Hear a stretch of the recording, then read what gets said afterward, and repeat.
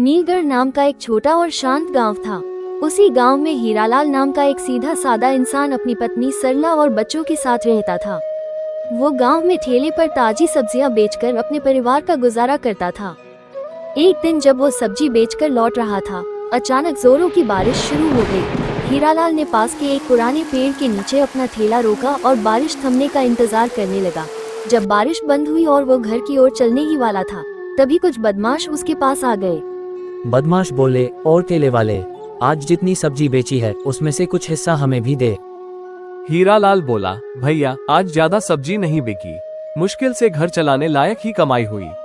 बदमाश मुस्कुराते हुए बोले, चल ठीक है, आज छोड़ते हैं, लेकिन कल से हमें हिस्सा दिए बिना गांव में ठेला नहीं लगाना। हीरालाल चुपचाप ठेला लेकर घर चला गया। सरला बोली, आज इतनी देर कैसे हो गई? हीरालाल बोला, रास्ते में बारिश लग गई थी, इसीलिए देर हुई।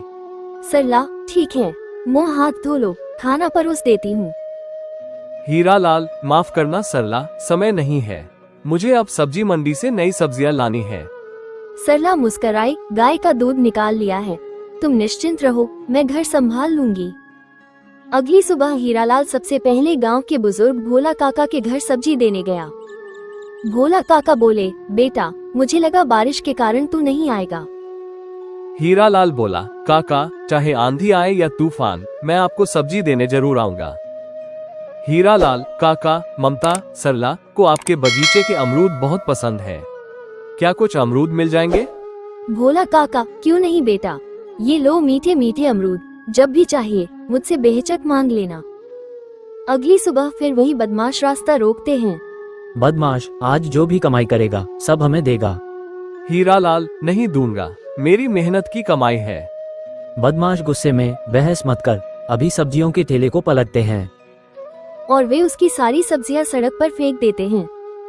हीरालाल दुखी होकर बोला, हे भगवान, हमें चैन से जीने क्यों नहीं देते ये लोग? सरला हीरालाल से कहती है कि अब ये सब सहा नहीं जा सकता, पुलिस में शिकायत की जाए। हीरालाल थाने जाता है। इंस्पेक्टर पहले तो भरोसा देता है, लेकिन बाद में वही बदमाश पुलिस को रिश्वत देकर मामला दबा देते हैं। बदमाश मकान मालिक सुधीर काका को धमकाते हैं, अगर हीरालाल को घर से नहीं निकाला तो तेरी फैमिली को खत्म कर देंगे। सुधीर काका डरकर हीरालाल से घर खाली करने को कहते हैं। हीरालाल पूछता है, काका किराया तो समय से दे रहा हूँ। लेकिन सुधीर काका गिड़गिड़ाकर मना कर देते हैं। माफ कर बेटा, मैं मजबूर हूँ। रात में बदमाश आते हैं, हीरालाल के सामान को बाहर फेंक देते हैं और उसका परिवार फुटपाथ पर आ जाता है।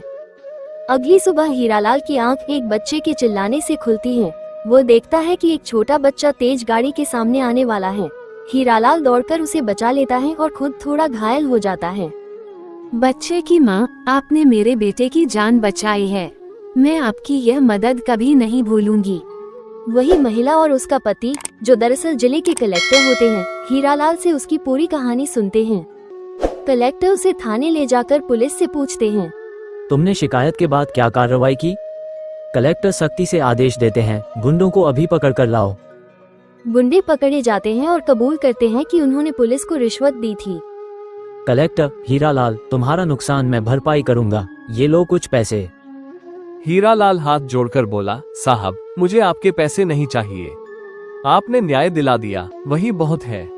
कलेक्टर मुस्कुराते हैं, यह कोई दान नहीं है, यह उस अच्छे कर्म का इनाम है जो तुमने मेरे बेटे को बचाकर किया। सुधीर काका वापस आकर हीरालाल से माफी मांगते हैं। माफ कर बेटा, मजबूरी थी, ये लो घर की चाबी, वापस आ जाओ। कलेक्टर द्वारा दी गई मदद से हीरालाल अब एक बड़ी सब्जियों की दुकान खोल लेता है। गांव के लोग अब सीधे हीरालाल की दुकान से ताजी सब्जियां खरीदते हैं। उसका व्यापार फिर से फलने फूलने लगता है। हीरालाल और उसका परिवार अब चैन की सांस लेता। हीरालाल अब गांव के उस पुराने घर में लौट आया था, जहां से बदमाशों ने उसे बेइज्जत करके निकाला था। मगर इस बार हालात बदल चुके थे। अब वो सिर्फ एक ठेले वाला नहीं था, अब उसके पास एक नई उम्मीद थी, एक नई शुरुआत। कलेक्टर साहब द्वारा दिए गए पैसे से हीरालाल ने गांव की मंडी में एक छोटी सी सब्जी की दुकान खोल ली। वो अब ठेला नहीं लगाता था, बल्कि दुकान पर बैठकर सब्जियां बेचता था, पर उसकी सादगी और ईमानदारी वैसी ही थी। गांव वाले जो पहले उसे सिर्फ ठेले वाला हीरालाल कहते थे, अब आदर से कहते थे। हीरालाल भैया की दुकान से ही सब्जी लेते हैं। उनकी सब्जियां ताजी होती हैं और नाप तौल में एकदम ईमानदार हैं। भोला काका अक्सर दुकान पर आकर बैठ जाते। बेटा, पहले भी तू नेक था, अब भी नेक है। फर्क सिर्फ इतना है कि अब गांव वालों की नजरें भी बदल गई हैं। हीरालाल बस मुस्कुरा देता। एक शाम सरला ने पूछा, सुनिए, अब जब स्थिति थोड़ी सुधर रही है, क्या हम अपनी बड़ी बेटी रश्मि को स्कूल भेज सकते हैं? हीरालाल की आंखों में चमक आ गई। क्यों नहीं सरला, अब हम अपने बच्चों को वो सब देंगे जो हम खुद नहीं पा सके। रश्मि बहुत तेज है पढ़ाई में, उसे शहर के स्कूल में भेजेंगे। पर गांव के कुछ कट्टर लोग अब उसे पसंद नहीं करते थे। एक ठेले वाला अब दुकान चला रहा है, बेटी को स्कूल भेज रहा है, घमंड आ गया है इसे। कुछ लोग जलने लगे थे। एक दिन एक आदमी ने ताने में कहा, हीरालाल, तेरे बस की बात नहीं है बेटी को शहर भेजना, संभाल ले अपनी औकात। हीरालाल मुस्कुराकर बोला, औकात ईमानदारी से बनती है भाई साहब, और मेरी औकात मेरी मेहनत है। वहीं दूसरी ओर वो बदमाश जो जेल से जमानत पर बाहर आए थे, अब फिर से किसी मौके की तलाश में थे। उस हीरालाल ने हमें जेल भेजवाया, अब हम उसे बर्बाद कर देंगे। उन्होंने रात के समय उसकी दुकान में आग लगाने की साजिश रची। रात 2 बजे हीरालाल की दुकान में अचानक आग लग गई। अग्नि, अग्नि, गांव के लोग भागे। हीरालाल भी दौड़ता हुआ आया, पर जब तक वो पहुंचा, आधी दुकान जल चुकी थी। हीरालाल के सामने उसकी मेहनत खाक हो रही थी। आंखों में आंसू और दिल में टूटन थी। कलेक्टर साहब को जब ये बात पता चली तो वो गांव आए। हीरालाल, चिंता मत करो, इस बार मैं सिर्फ मदद नहीं करूंगा बल्कि दोषियों को भी सजा दिलाऊंगा। सीसीटीवी कैमरे में एक बदमाश की परछाई रिकॉर्ड हो गई थी। पुलिस को मजबूर होकर एफआईआर दर्ज करनी पड़ी। गांव के कुछ नवयुवकों ने भी हीरालाल की दुकान बनाने में मदद की। रश्मि को गांव के ही एक टीचर ने मुफ्त में पढ़ाना शुरू किया। बेटा, तू पढ़, एक दिन तुझे देख पूरा गांव गर्व करेगा। हीरालाल अब समझ चुका था, समाज के हर कोने में बुरे लोग नहीं होते, कुछ हाथ थामने वाले लोग भी होते हैं। कुछ महीनों बाद जिला मुख्यालय में स्वतंत्रता दिवस का कार्यक्रम था। कलेक्टर साहब ने हीरालाल और सरला को बुलवाया। मंच पर गांव के कई प्रतिष्ठित लोग बैठे थे। कलेक्टर बोले, एक ठेले वाला जिसने सब कुछ खोया फिर भी मेहनत और ईमानदारी से उठ खड़ा हुआ, वह है हीरालाल। ऐसे लोग देश की असली रीढ़ होते हैं। हीरालाल की आंखों से आंसू निकल पड़े। ये सम्मान, ये तालियां उसके लिए करोड़ों से भी ज्यादा कीमती थी। हीरालाल अब गांव के युवाओं को सब्जी व्यवसाय और ईमानदारी की सीख देने लगा। उसने युवाओं को सिखाया कि छोटा काम कोई शर्म की बात नहीं, सबसे बड़ा अपराध है मेहनत न करना।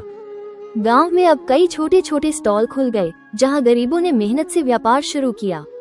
हीरालाल अब सबके लिए हीरालाल चाचा बन गया। एक शाम हीरालाल, सरला और रश्मि आंगन में बैठे थे। सरला बोली, कितनी बदली हुई है जिंदगी। हीरालाल बोला, हमने कुछ भी नहीं बदला, सिर्फ हालात के आगे झुके नहीं। रश्मि पास बैठकर बोली, पापा, एक दिन मैं कलेक्टर बनूंगी, जैसे आपने एक कलेक्टर को इंसान बना दिया था। हीरालाल की आंखें भर आईं। हाँ बेटी, अब हमारे सपने भी आजाद है। गांव में चर्चा हो रही थी, अरे जानते हो, हीरालाल की दुकान में अब शहर से भी लोग सब्जी खरीदने आते हैं।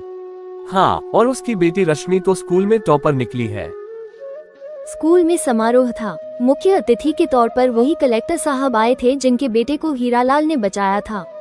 स्टेज पर रश्मि को best student of the year का पुरस्कार मिला। कलेक्टर ने माइक में कहा, आज मैं एक बच्ची को सम्मानित कर रहा हूँ, लेकिन असली सम्मान तो उसके पिता को मिलना चाहिए, जिनकी ईमानदारी और संघर्ष ने मुझे इंसानियत का मतलब समझाया। सभी की नजरें हीरालाल की ओर मुड़ गईं। हीरालाल भावुक होकर उठे और बोले, मैं सिर्फ एक गरीब आदमी हूँ, लेकिन जब कोई सच्चाई के साथ खड़ा होता है तो भगवान भी मदद करता है। रात को रश्मि और सरला खाना खा रहे थे। हीरालाल चुपचाप देख रहे थे। सरला बोली, क्यों जी, आजकल बहुत चुप रहते हो। हीरालाल हंसकर बोले, अब चुप रहकर दिल की बातें सुनता हूँ। पहले तो पेट की भूख सब दबा देती थी। रश्मि ने पूछा, पापा, आपको कभी डर नहीं लगा था? हीरालाल बोले, डर तो लगता था बेटी, लेकिन तुम्हारी हंसी देख करके हिम्मत आ जाती थी। कुछ साल बाद रश्मि यूपीएससी इंटरव्यू में बैठी थी। सवाल आया, आपके लिए प्रेरणा कौन है? रश्मि मुस्कराई और कहा, मेरे पिता एक गरीब सब्जी बेचने वाले, जिन्होंने कभी रिश्वत नहीं ली, कभी झुके नहीं, और एक दिन इंसाफ के लिए खुद कलेक्टर से भिड़ गए।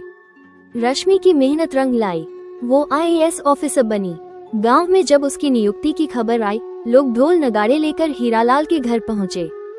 सरला की आंखों से खुशी के आंसू बह रहे थे। हीरालाल बस आसमान की ओर देखकर बोले, हे भगवान, तुझे धन्यवाद, तूने हमारी मेहनत को रंग ला दिया। अब हमारी बेटी दूसरों के लिए न्याय करेगी, जैसे किसी ने कभी हमारे लिए किया था। रश्मि ने पापा के चरण छुए। आपने मुझे उड़ने के लिए पंख दिए पापा। हीरालाल की आंखें भर आए। नहीं बेटी, तू ही मेरी सबसे बड़ी उड़ान है।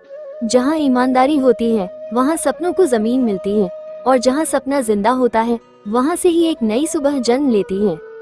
अगर आप सारे लोग का यह वीडियो अच्छा लगा तो चैनल को सब्सक्राइब और लाइक करना ना भूले।